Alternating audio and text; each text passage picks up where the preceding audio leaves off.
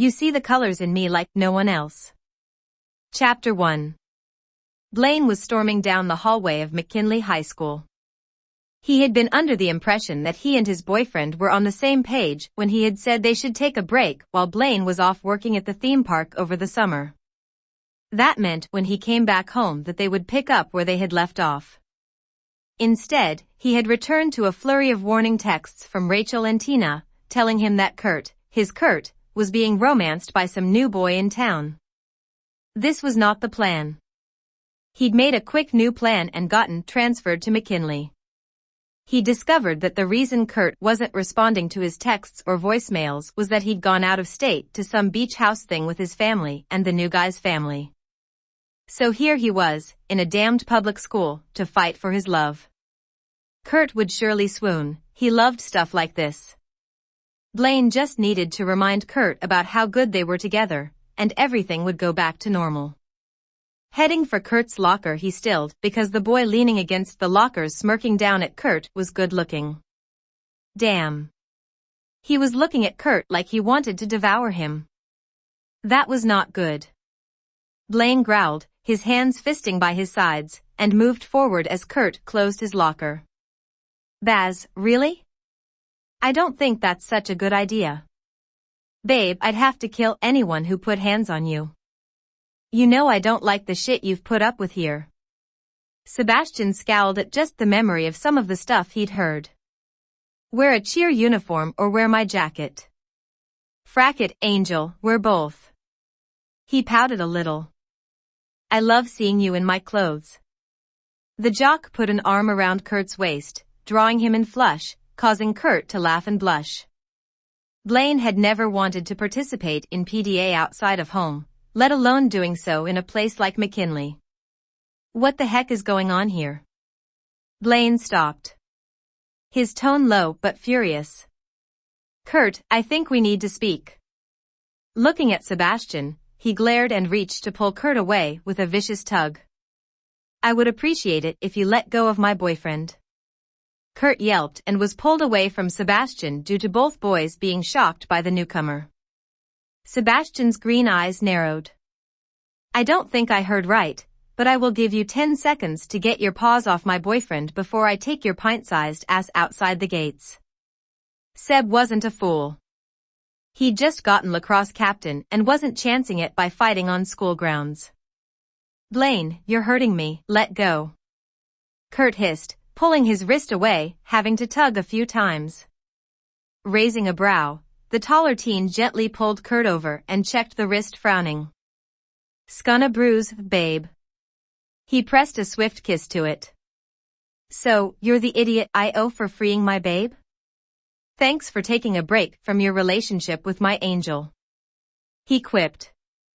Kurt is the only redeeming thing about this hellmouth in Middle America. I never should have watched Buffy with you. Kurt grins up at the younger French boy. You're a total dork.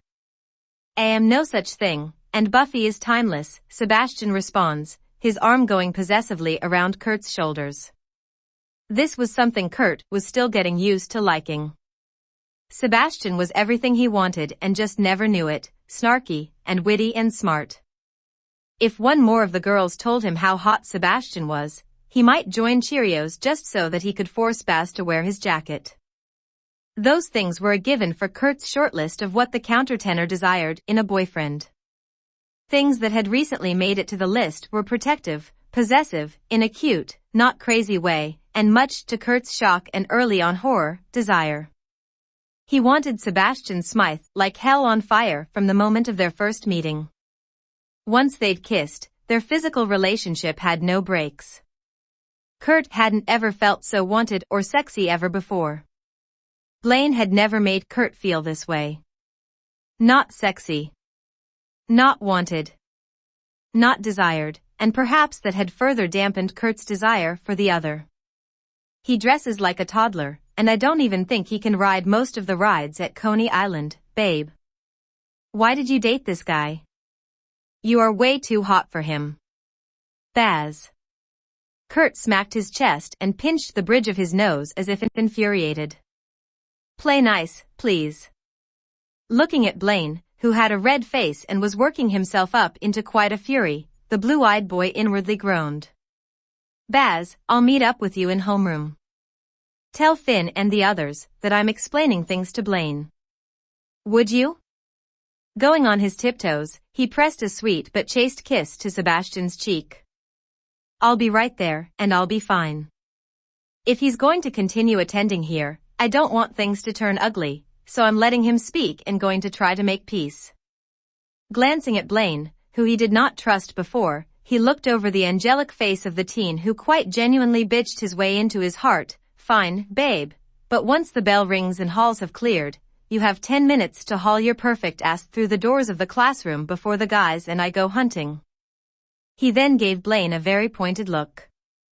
Shaking his head, Kurt just smiled before grabbing the strap of Blaine's bag. No hunting required, we'll be talking in the auditorium.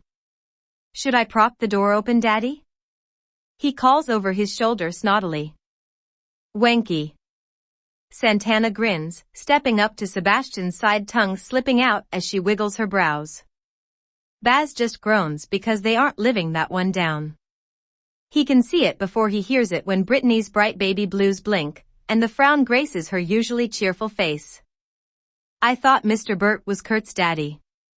Isn't Sebi too young? She gasped and covered her mouth, eyes going wide. Seb wasn't sure he even wanted to know what she'd come up with, but he got to hear it as the trio made their way to Glee.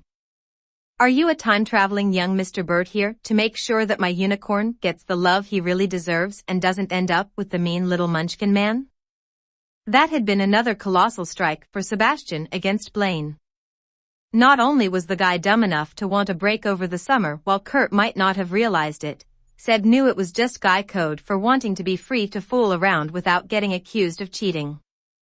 Blaine had somehow convinced Kurt that he was, of all the crazy things, not sexy. His boyfriend was smoking fracking hot.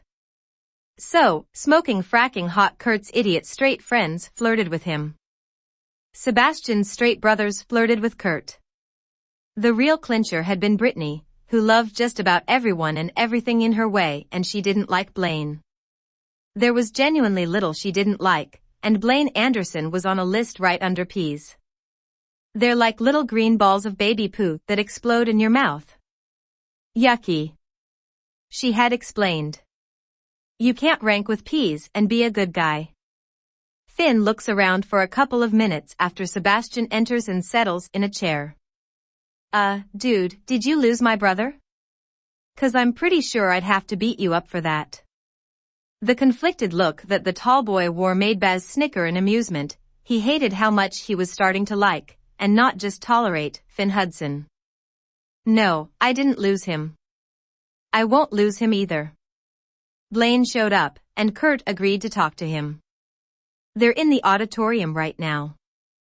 Kurt has 10 minutes after the bell to get in here. I warned him if he wasn't through those doors by then, the rest of the guys and I were going hunting. He glances at Brittany and winks. For mean munchkins. Puck snorts, but fist bumps with Finn.